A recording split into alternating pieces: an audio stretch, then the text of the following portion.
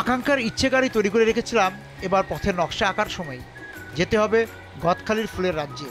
গ্রীষ্মের সকালে মন শীতল করতে ফুলের ভুবনে। গদখালির ফুল চাষের বাসিওয়ালা ছিলেন শের আলী। 1982 সালের দিকে তিনি পরীক্ষামূলকভাবে 1 বিঘা জমিতে রজনীগন্ধা ফুল চাষ করেন এবং সফলতার মুখ দেখেন। তার সফলতা দেখে আরও অনেক কৃষক ফুল চাষের দিকে ঝুঁকতে থাকেন। এভাবেই গদখালি অঞ্চল জুড়ে ফুল চাষের শুরু হয়।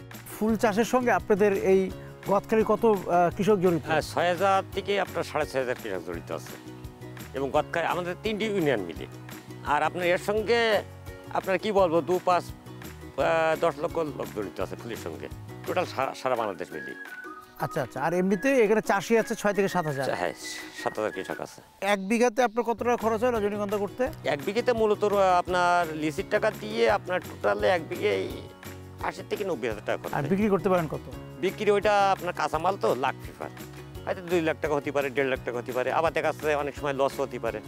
আচ্ছা, লোকসান হতে হয়? লোকসানও হয়। আমরা এখন লাভজনক কোন ফুল? এখন লাভজনক আপনার মোটামুটি জারবারাটা একটা নাকি আপনার দেখা যাচ্ছে একবার লাগালে 5 থেকে 7 বছর কামাই খাওয়া যায় হতে। আর এই যে রজনীগন্ধা? রজনীগন্ধা 1 বছর। 1 বছর। গোলাপ? গোলাপ আপনার 10 থেকে 12 বছর রাখা যায়। গোলাপটা জারবারাটাই মেন লাভ। আচ্ছা, আর বাকিগুলো 1 মৌসুম 2 মৌসুম? হ্যাঁ, 1 মৌসুম 2 মৌসুম। আচ্ছা।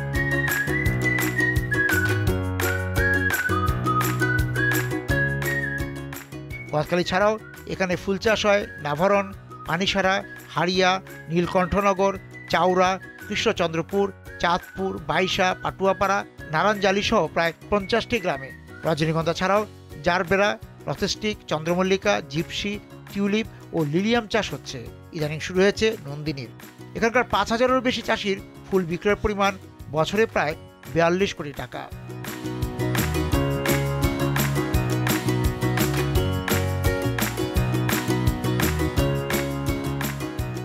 আপনার এখানে কি কি ফুল?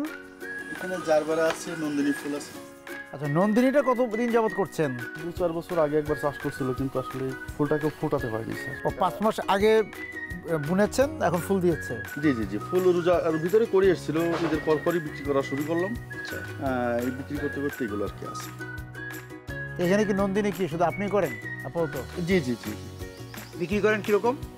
এটা আপনার পার পিস এর আগে 200 টাকা পিস বিক্রি করছিলাম, পরে পিস? জি জি। 1 পিস 200 টাকা? জি জি।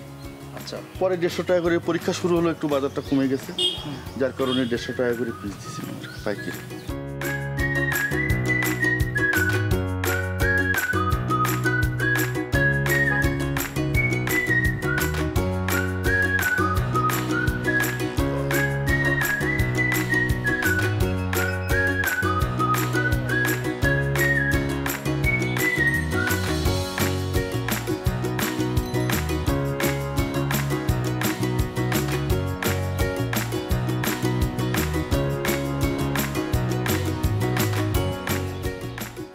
এটার নাম কি? আপনি নিজে চাষ করেছেন? কতটুকু এখন মানে আপনার জমি? 15 কাঠা। আচ্ছা, কি কি ফুলের চাষ করেন আপনি? গাঁদা ফুলের চাষ করি, ভুট্টা ফুলের চাষ করি, গাঁদা ফুলের চাষ করি। আচ্ছা,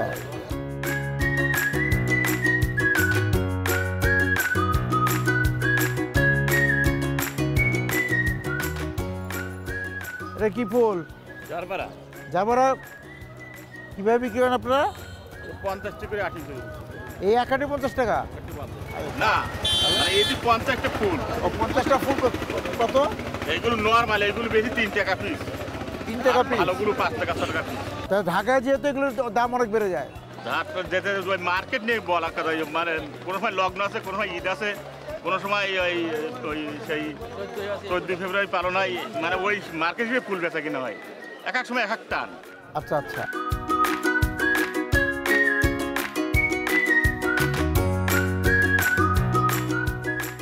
কত করে বিক্রি করেন?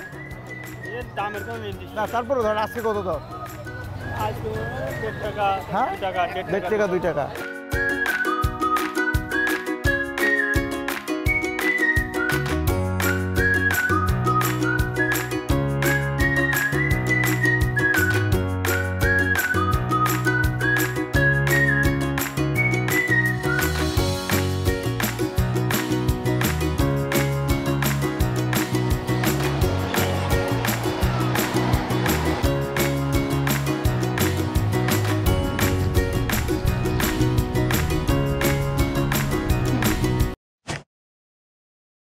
IDLC 40 বছর উপলক্ষে আপনাদেরকে জানাই শুভেচ্ছা।